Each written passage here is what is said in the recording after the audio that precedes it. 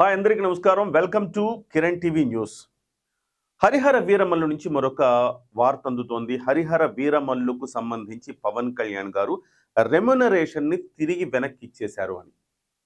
ఇదేమి కొత్త కాదు పవన్ కళ్యాణ్ గారికి. గతంలో కూడా పవన్ కళ్యాణ్ గారు రెమ్యునరేషన్ తన సినిమాలు ఫ్లాప్ అయిన సందర్భాల్లో రెమ్యునరేషన్ ఎంతో కొంత తిరిగి ఇచ్చిన సందర్భాలు ఉన్నాయి.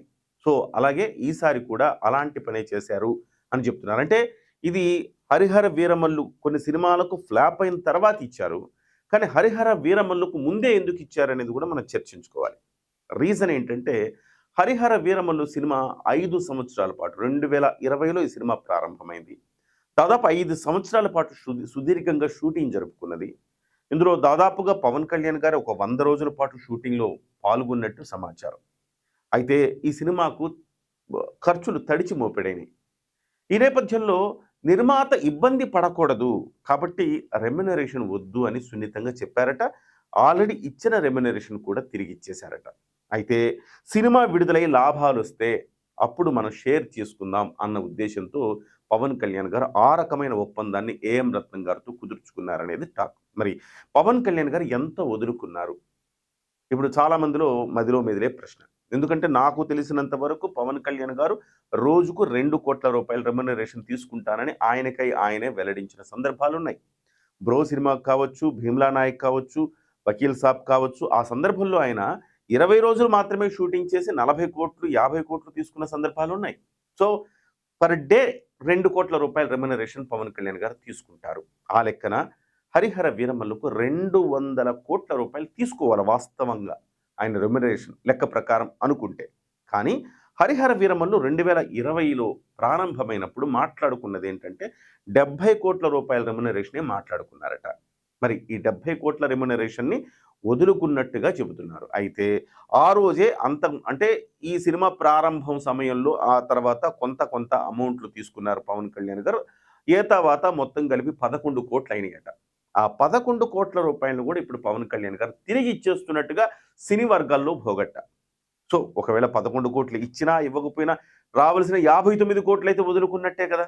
సో ఈ రకంగా చూసుకుంటే పవన్ కళ్యాణ్ గారు ఉచితంగా ఈ సినిమా చేసినట్టే భావించాలి. ఒకవేళ సినిమా రిలీజ్ అయ్యి సూపర్ హిట్ అయితే సో వచ్చే లాభాల్లో షేర్ ఇవ్వమని పవన్ కళ్యాణ్ గారు కోరారట. సో ఈ అంశం మొత్తం సినీ వర్గాల్లో హాట్ టాపిక్గా మారింది. సో అంటే ఒకప్పుడు ఎక్కడో నిర్మాతల పాలిట హీరోగా కృష్ణ గారికి పేరుండేది. ఆ తర్వాత ఆ స్థాయి అంతకు మించిన స్థాయిలో పవన్ కళ్యాణ్ గారు నిర్మాతల హీరో అయ్యారు అని చెప్పొచ్చు. పవన్ కళ్యాణ్ గారిని స్ఫూర్తిగా తీసుకొని అంటే మనం ఏదైనా పని చేస్తే ఎట్లా ఉండాలంటే ఇతరులు మనల్ని ఫాలో అయ్యేలా ఉండాలి. అంత స్ఫూర్తిమంతంగా ఉండాలి. పవన్ కళ్యాణ్ గారు అలాగే ఉంటుంది ఆయన బిహేవియర్. ఆయన ఏం చెప్పినా అలాగే చేస్తారు. ఆయన కొన్ని సభలకు సమావేశాలకు వెళ్ళి పిల్లలను ఉద్దేశించి మాట్లాడుతున్నప్పుడు ఏం మాట్లాడుతున్నారు ఆయన? మేం కాదు మీ హీరోలు, నిజమైన హీరోలు మీ తల్లిదండ్రులు, మీ టీచర్లు, దేశ సరిహద్దుల్లో పోరాడే సైనికులు అని చెప్తున్నారు ఆయన. సో చూడండి, అంటే స్ఫూర్తివంతమైన ప్రసంగాలు ఇవ్వటంలోనూ స్ఫూర్తివంతమైన పనులు చేయటంలోనూ పవన్ కళ్యాణ్ గారు ముందుంటారు అనటంలో ఎలాంటి అతిశయోక్తి లేదు. ఇవాళ సినిమా ఇండస్ట్రీలో కొత్తగా ఎంటర్ అయిన హీరోలు కూడా ఇవాళ పవన్ కళ్యాణ్ గారిని స్ఫూర్తిగా తీసుకుంటున్నారు. ఇటీవల కాలంలో జాక్ సినిమా రిలీజ్ అయింది. సిద్ధు జొన్నలగడ్డది. అది ఫ్లాప్ టాక్ తెచ్చుకుంది. బాక్స్ ఆఫీస్ వద్ద బోల్తా పడింది. అయినప్పటికీ కూడాను సిద్ధు జొన్నలగడ్డ తన రెమ్యునరేషన్ 8 కోట్లు అయితే అందులో సగం 4 కోట్ల రూపాయలు తిరిగి నిర్మాతకి ఇచ్చేసినట్టుగా సినిమా వర్గాలు చెప్తా ఉన్నాయి. అంటే ఒక స్ఫూర్తివంతమైన ఒక మంచి పని చేస్తే అది 10 మందికి ఏ రకంగా స్ఫూర్తిగా వెళుతుంది అని చెప్పడానికి ఇది ఒక ఉదాహరణ. సో సిద్ధు జొన్నలగడ్డకు కూడా ఒక హ్యాట్స్ ఆఫ్ చెప్పుకోవాల్సిన అవసరం ఉంది. సో పవన్ కళ్యాణ్ గారు ఇవాళ హరిహర వీరమల్లు సినిమాని నిర్మాతకు తన రెమ్యునరేషన్ వదులుకోవటమే కాదు, 5 సంవత్సరాలైంది, అయ్యో నన్ను నమ్ముకున్నాడు, 5 సంవత్సరాలు అయిపోయింది, ఆయన ప్రజా జీవితంలో భాగం కావటంతో షూటింగ్ల మీద కాన్సన్ట్రేట్ చేయలేకపోయాడు, ఈ సందర్భంలో ఆయనకు వెన్నుదన్నుగా ఉండాల్సిన అవసరం ఉందని రెమ్యునరేషన్ వదులుకోవటంతో పాటుగా ఆయన సినిమాని హరిహర వీరమల్లుని నిర్మాతకు నష్టం రాని రీతిలో కొనేలాగా డిస్ట్రిబ్యూటర్లు కూడా పవన్ కళ్యాణ్ గారు స్వయంగా అరేంజ్ చేశారు.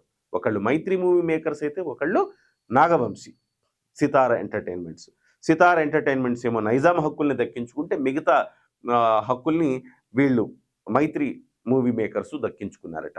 సో వాళ్ళ కూడా సో మధ్యలో వచ్చిన దిల్ రాజు మొత్తం హడావిడి చేసి దిల్ రాజు ఏం చేశాడు, సో చాలా తక్కువకి సినిమాని కొట్టేయాలని దిల్ రాజు ప్రయత్నం చేశారు డిస్ట్రిబ్యూటర్గా. కానీ దాన్ని అడ్డుకొని వీళ్ళిద్దరికీ పవన్ కళ్యాణ్ గారు ఇప్పించి సో అందరికీ న్యాయం చేసే ఒక ప్రయత్నం చేశారు. మొత్తం మీద జూన్ 12 కాకపోతే జూలైలో ఈ సినిమా రిలీజ్ అయ్యే అవకాశం ఉందంటున్నారు. ఏదేమైనా Harihara Veeramallu super duper hit కావాలని మనం కోరుకుందాం.